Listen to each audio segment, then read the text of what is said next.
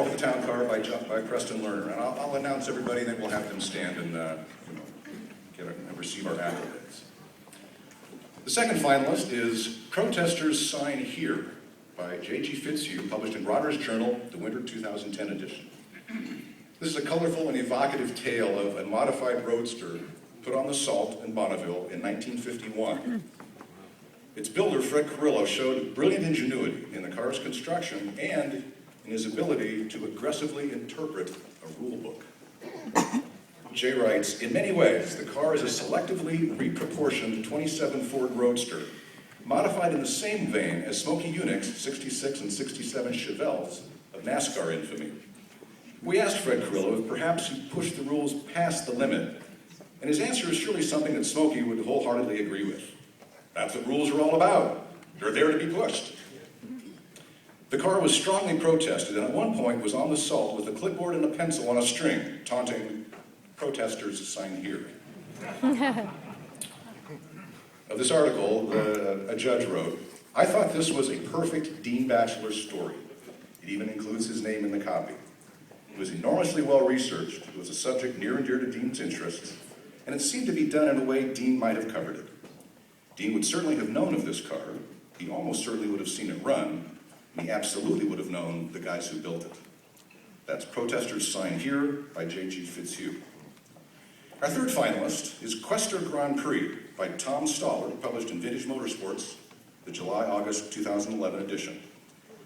It's a wonderful account of a spectacular motor racing event, but it's inevitably a melancholy story too, especially for those of us who were at the event.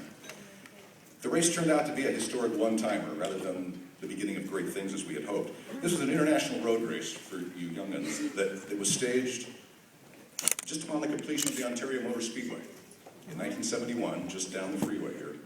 It threw together European Formula One cars, the sophisticated, lightweight, 3-liter screamers, and American Formula A or F5000 cars, also open-wheel but vastly cheaper, using 305 cubic inch stock block cast iron pushrod V8s.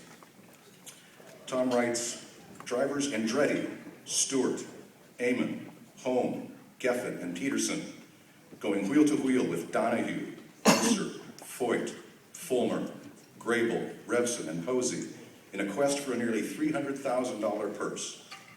The FIA referred to the meeting as Formula Libre, free, without restriction, epic.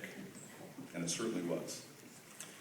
Of this piece, a judge wrote, as a racing fan living in Southern California, I was beyond ecstatic when I heard of this upcoming deal where the Formula One guys would bring their cars and race against the F5000 guys and the Indy guys.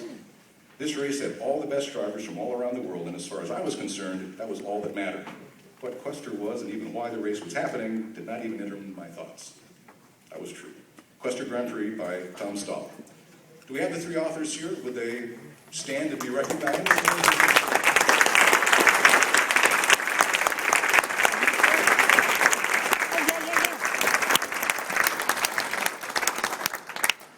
And the Best of the Year award for 2011 in the articles category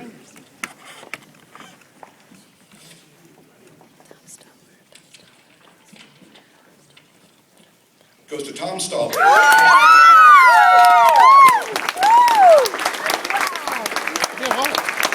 I have a hug?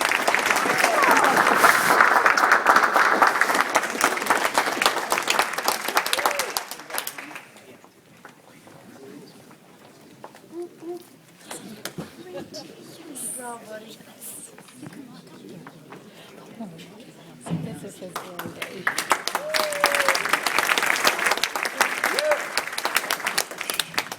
Okay, can I just take this in for a second?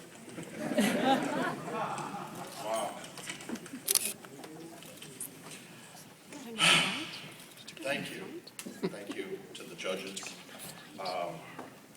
Thank you to Mr. Ed Campbell for putting on such a great event tonight. To my lovely, boy, I'm flustered, I'm so sorry. My lovely wife, Jenny, who's been incredibly supportive despite having no interest whatsoever in motorsport. As a matter of fact, now that I've won the award, will you please read the article?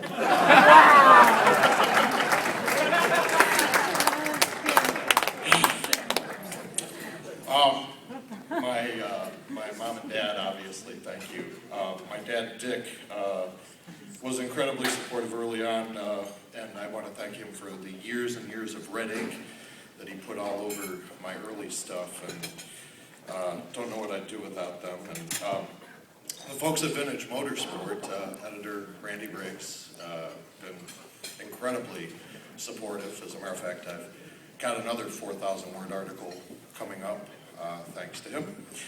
And Tammy Boyette, the publisher, and her assistant, who's kind of my favorite person at Vintage Motorsport, Tony Cumbus. Furthermore, there's a couple people actually in the room. Doug Magnan of the Riverside Automotive Museum. He's tremendous help. He helped me do a lot of research, and I'm grateful for that. And also want to thank archivists Barry Tenen and Pete Luongo.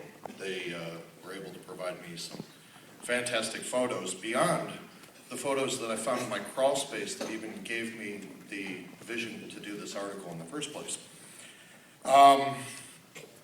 And then, obviously, to the drivers who participated in the article, Mario Andretti, Chris Amon, Tony Adamowitz, Al Unser, Jackie Stewart, Ron Grable, David Hobbs, and thank you, Mr. Gurney, for answering a couple questions for me as well. I'm grateful. I don't know what to say. I'm just blown out of the water. Thank you very much to everyone.